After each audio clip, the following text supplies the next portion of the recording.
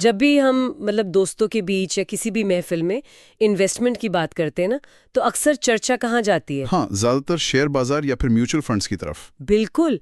या फिर real estate हो गया, या कोई बहुत ही सावधानी से डिजाइन किया गया रिटायरमेंट पोर्टफोलियो। हम पूरी जिंदगी इस जद्दोजहद में लगा देते हैं कि भाई इन संपत्तियों को सुरक्षित कैसे रखा जाए। ये तो है, हर कोई यही सोचता है। लेकिन हम ये भी जानते हैं कि दुनिया भर में ऐसे कितने ही पोर्टफोलियो हैं जो बाजार के एक छोटे से झटके से या किसी ग्लोबल क्राइसिस या यहाँ तक कि बस एक ट्वीट के कारण रातों रात क्रैश हो जाते हैं। बिल्कुल, मतलब एक पल में आपकी सारी जिंदगी की मेहनत जीरो पर आ जाती है। हाँ, तो आज के इस गहन विश्लेषण में हम एक बिल्कुल ही अलग तरह की करेंसी और इन्वेस्टमेंट पर बात करने वाले हैं। और ये चर्चा बहुत दिलचस्प होने वाली है। जी, आज हमारे पास 17 अप्रैल 2026 का एक बहुत ही गहरा आध्यात्मिक स्रोत है जिसे मुरली कहा गया है। हम इसी स्रोत के पन्नों को पलटेंगे और समझेंगे कि सच्ची कमाई असल में क्या होती है। सच्ची कमाई। हाँ, आत्मा की यात्रा कैसे काम करती है और भक्ति और ज्ञान के बीच का वो गहरा अंतर क्या है जिसे अक्सर हम नज़रअंदाज कर देते हैं। सबसे दिलचस्प बात यह है कि ये स्रोत एक ऐसे पोर्टफोलियो का दावा करता है जिसका कभी दिवाला यानी बैंक्रप्सी नहीं निकलती। अरे वाह! और ये 1-2 साल नहीं, पूरे 21 जन्मों तक चलता है। 21 जन्मों की गारंटी? मतलब अर्थशास्त्र के नजरिए से देखें तो ये एक अकल्पनीय दावा है। बिल्कुल अकल्पनीय है। जब हम इन्वेस्टमेंट और मुनाफे की बात कर ही रहे हैं ना, तो ये समझना बहुत जरूरी हो जाता है कि ये स्रोत असल में किस चीज को सबसे मूल्यवान संपत्ति मान रहा है। सही सवाल है, क्योंकि जो चीज बाजार के क्रैश होने से नहीं गिरती वो पक्के तौर पर कोई भौतिक वस्तु तो नहीं हो सकती। इसी बात को इस स्रोत ने एक बहुत ही व्यावहारिक और रोजमर्रा के उदाहरण से समझाया है। अच्छा, क्या उदाहरण दिया है? स्रोत ना दुनियावी कमाई और आध्यात्मिक कमाई के बीच एक सीधी लकीर खींचता है। इसमें एक बैरिस्टर यानी वकील का उदाहरण दिया गया है। सोचिए, एक इंसान दशकों तक पढ़ाई करता है, लाखों रुपए खर्च करता है, दिन रात एक कर देता है। हाँ, और एक बड़ा मुकाम हासिल करता है, अथाह पैसा कमाता है। दुनिया की नजर में ये एक बहुत ही सफल जीवन है ना? बिल्कुल, हर कोई ऐसी सफलता चाहता है। लेकिन स्रोत एक कठोर सच्चाई सामने रखता है। मृत्यु के बाद वो डिग्री, वो बैंक बैलेंस, वो रुतबा, वो सब आत्मा के साथ नहीं जाता। वो सब लिटरली यहीं रह जाता है। सब कुछ यहीं छूट जाता है। इसके विपरीत स्रोत के अनुसार जो सच्ची कमाई है वो है ज्ञान को सुनना, उस ज्ञान को औरों को सुनाना और ईश्वरीय याद में रहना। यहाँ जो सबसे बड़ा विचार सामने आता है ना, वो है संपत्ति का पोर्टेबल होना। पोर्टेबल मतलब एक जगह से दूसरी जगह ले जाने वाली बात। हाँ, बिल्कुल। अगर हम जीवन और मृत्यु को एक बड़ी यात्रा के रूप में देखें, तो स्रोत स्पष्ट कर रहा है कि हमारे कर्म और हमारी चेतना का स्तर ही एकमात्र ऐसी संपत्ति है जो पोर्टेबल है। यानी जिसे हम अपने साथ ले जा सकते हैं। सही कहा। भौतिक संपत्ति चाहे वो कितनी भी बड़ी क्यों ना हो, वो इस शरीर की एक्सपायरी डेट के साथ ही खत्म हो जाती है। बाप रे, ये नजरिया ना आधुनिक समाज की उस अंधी दौड़ पर एक बहुत बड़ा सवाल खड़ा करता है, जहां इंसान सिर्फ उन चीजों को इकट्ठा करने में लगा है जिन्हें वो अपने साथ नहीं ले जा सकता। इसे पढ़ते हुए मुझे ना एक वीडियो गेम का ख्याल आ रहा था। अच्छा, वीडियो गेम कैसे? मान लीजिए कोई खिलाड़ी किसी गेम में हजारों घंटे बिता के बहुत सारे कॉइन्स इकट्ठा कर लेता है, सबसे बेहतरीन हथियार खरीद लेता है और सबसे ऊंचे लेवल तक पहुंच जाता है। एकदम टॉप प्लेयर बन जाता है। हाँ, लेकिन जैसे ही उस गेम का अगला सीक्वल आता है, जिसे हम अगला जन्म कह सकते हैं, तो वो पुराने कॉइन्स और वेपन्स पिछले गेम के सर्वर पर ही रह जाते हैं। अरे, ये तो बहुत ही सटीक उदाहरण है ना? नए गेम में खिलाड़ी को फिर से जीरो से शुरुआत करनी पड़ती है। और उस नए गेम में सिर्फ एक चीज काम आती है, वो है खिलाड़ी का अपना अनुभव या उसकी स्किल्स। बिल्कुल। स्रोत ठीक इसी मैकेनिज्म की बात कर रहा है। जो सच्ची कमाई है यानी ज्ञान और याद, वो आत्मा के अनुभव का हिस्सा बन जाती है और अगले 21 जन्मों तक एक वर्षे या कह लें विरासत के रूप में साथ चलती है। क्या बात है। और हाँ, इस कमाई का जो पे आउट है या रिटर्न है, वो भी बहुत स्पष्ट बताया गया है। वो क्या है? निरोगी काया, यानी एक पूरी तरह से स्वस्थ शरीर और अकाल मृत्यु का न होना। इसे हम एक तरह का अल्टीमेट आध्यात्मिक जीवन बीमा कह सकते हैं, आध्यात्मिक जीवन बीमा, ये शब्द बहुत अच्छा है। जिसका प्रीमियम हम वर्तमान में अपनी चेतना को बदलकर भर रहे हैं। लेकिन भाई, ये प्रीमियम भरने का तरीका क्या है?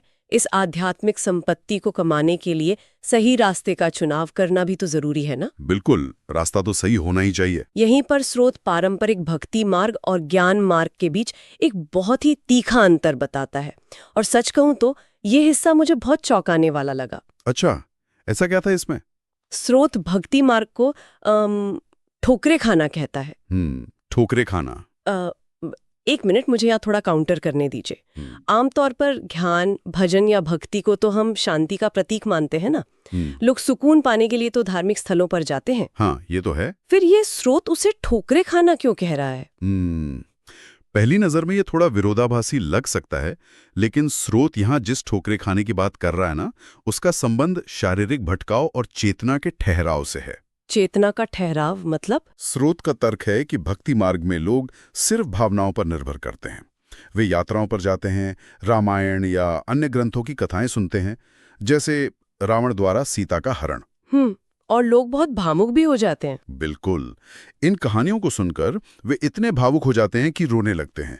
लेकिन स्रोत का सीधा सवाल ये है कि क्या सिर्फ आंसू बहाने से आपकी वास्तविकता बदलती है? ये तो सोचने वाली बात है। क्या रोने से आत्मा शक्तिशाली बनती है? स्रोत इसे दंत कथाओं में उलझना कहता है, क्योंकि ये क्षणिक भावनात्मक आराम तो दे सकता है, लेकिन इससे कोई वास्तविक और गहरा आध्यात्मिक परिवर्तन नहीं होता।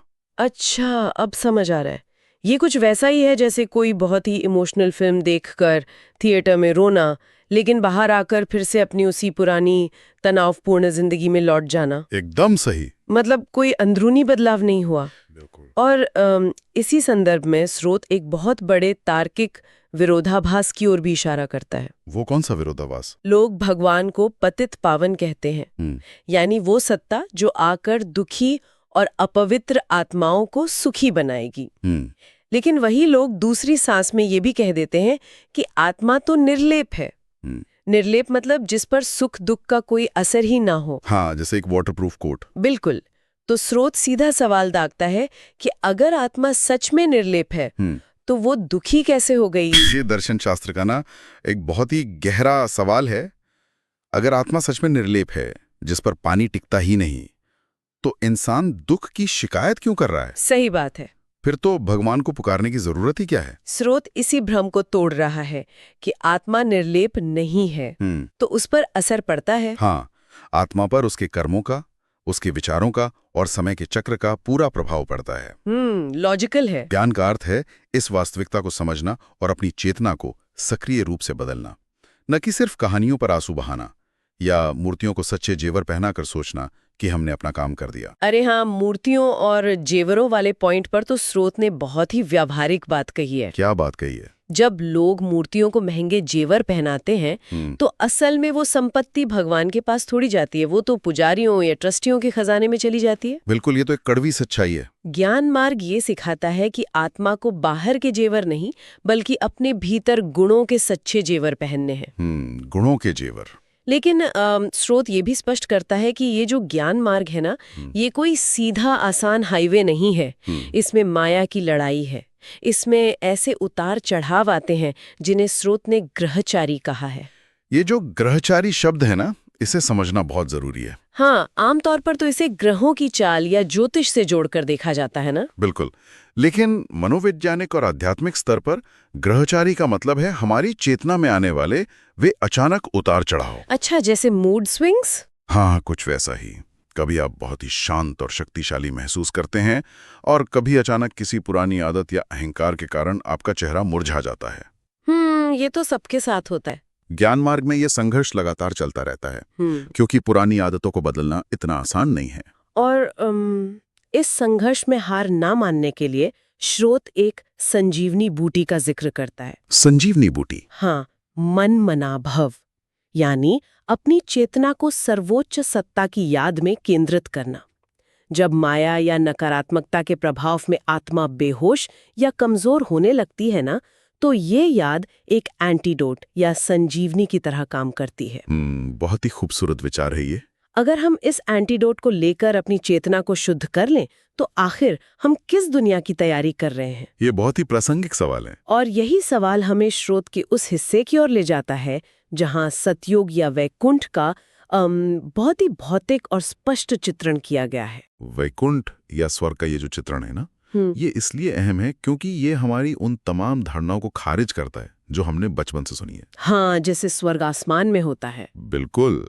स्रोत बहुत स्पष्ट रूप से कहता है कि स्वर्ग आसमान में बादलों के ऊपर नहीं है। हाँ, और न ही ये किसी सूक्ष्म वतन में है। सूक्ष्म वतन? हाँ, सूक्ष्म वतन यानी वो आयाम जहां भौतिक तत्व नहीं होते, सिर्फ प्रकाश होता है। स्रोत के अनुसार वैकुंठ यही है, इसी धरती पर। स्वर्ग इसी धरती पर है और उसका वर्णन भी ऐसा है जो लिटरली किसी के भी होश उड़ा दे। अच्छा, कैसा वर्णन है? स्रोत में जयपुर और अमेरिका के महलों का उदाहरण दिया गया है। कहा गया है कि आज लोग इन महलों को देखने के लिए लंबी लंबी लाइनें लगाते हैं, टिकट खरीदते हैं।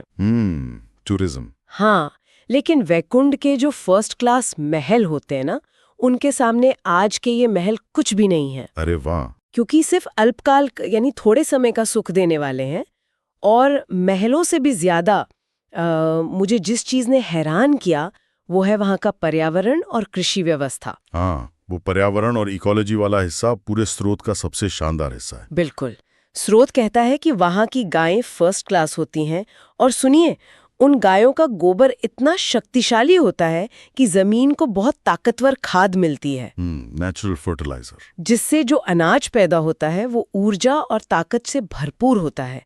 इसके उलट आज कलयुग में हर चीज पावरलेस और सामरी यानी अशुद्ध हो गई है। ये तो आज की सच्चाई है। जब मैंने गोबर और मिट्टी की ताकत के बारे में पढ़ा ना, तो मुझे लगा कि क्या ये आज के दौर की सबसे बड़ी समस्या का सीधा समाधान नहीं है? बिल्कुल है। आज हम पावरलेस भोजन, मिलावट और बंजर होती जमीन की बात कर रहे हैं। इसे हम अल्टीमेट ऑर्गेनिक फार्मिंग का आध्यात्मिक रूप कह सकते हैं। सही शब्द है। लेकिन अगर हम इसके पीछे के विज्ञान या मैकेनिज्म को समझे ना, तो ये बात केवल खेती या गायों की नस्ल तक सीमित नहीं है। तो फिर ये किस बारे में है? स्रोत ना एक बहुत बड़े चक्र को समझा रहा है। चीजों का सतो प्रधान से तमो प्रधान की ओर जाना। सतो प्रधान और तमो प्रधान, इसको थोड़ा आसान भाषा में समझाएंगे? जरूर। सतो प्रधान मतलब जब कोई चीज अपनी सर्वोच्च शुद्धता पर होती है, जैसे 100% चार्ज हुई बैटरी। Full battery. और तमो प्रधान मतलब जब बैटरी केवल 1% रह जाए और डिवाइस कभी भी बंद हो सके। बाप रे, 1%! ये बाहर की दुनिया का पतन असल में आत्मा के भीतर पड़ी खाद या अशुद्धता का ही रिफ्लेक्शन है। यानी जैसा अंदर का मौसम वैसा ही बाहर का मौसम? एकदम सही।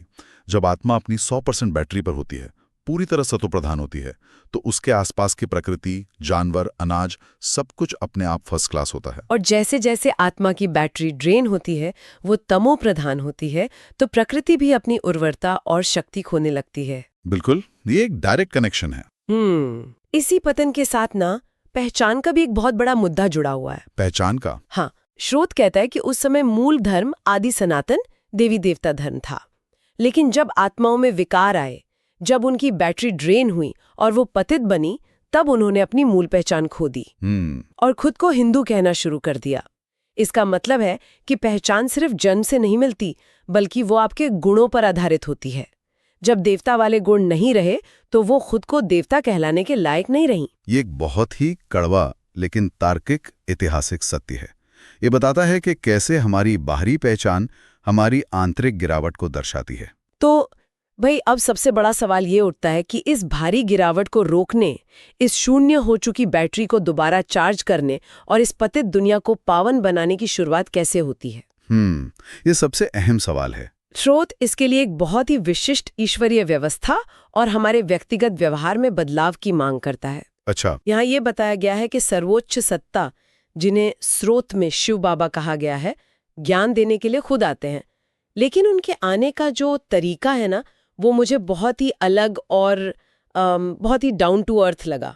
ये तरीका ही ना इस पूरी प्रक्रिया का सबसे रहस्यमयी और तार्किक हिस्सा है। हाँ, स्रोत के अनुसार वो सर्वोच्च सत्ता एक साधारण और पतित शरीर का लोन या उधार लेते हैं। इसी बात ने मुझे सोचने पर मजबूर कर दिया। मतलब, क्यों एक साधारण शरीर, क्यों एक पतित शरीर? ये सवाल उठना लाजमी है। जरा सोचिए, दुनिया के किसी बड़े देश के नेता को कहीं जाना हो तो महीनों पहले से वीआईपी ट्रीटमेंट की तैयारी होती है। बिल्कुल, रेड कार्पेट बिछ जाता है। उनके पास पावर है, पैसा है, रुतबा है। अगर ब्रह्मांड की सर्वोच्च सत्ता आ रही है तो वे किसी बहुत ही शुद्ध शरीर में क्यों नहीं आते? किसी राजसी ठाट बाट वाले इंसान में क्यों नहीं आते? इस क्यों का जवाब ही ना सारा रहस्य खोलता है। वो कैसे? अगर किसी को कीचड़ में फंसे इंसान को बाहर निकालना है तो वो किनारे पर किसी साफ सुथरे कालीन पर खड़े होकर ये नहीं कर सकता। उसे खुद उस कीचड़ में उतरना होगा। ये बात तो है। स्रोत समझा रहा है कि ये विनम्रता या नम्रता का चरम उदाहरण है। सर्वोच्च सत्ता को कोई राजसी ठाट बाट नहीं चाहिए। वे सन्यासियों की तरह बड़े बड़े आश्रम नहीं बनाते। वे एक बहुत ही साधारण शरीर का माध्यम लेते हैं ताकि हर एक साधारण इंसान उनसे जुड़ सके। क्या बात है। और यहाँ जो ईश्वरीय संरचना बताई गई है वो भी बहुत स्पष्ट है। शिव बाबा सर्वोच्च सत्ता हैं जी। ब्रह्मा और सरस्वती इस नई दुनिया की स्थापना और पालना में एक बहुत बड़ा व्यवहारिक रोल निभाते हैं, जबकि शंकर का रोल केवल सूक्ष्म है।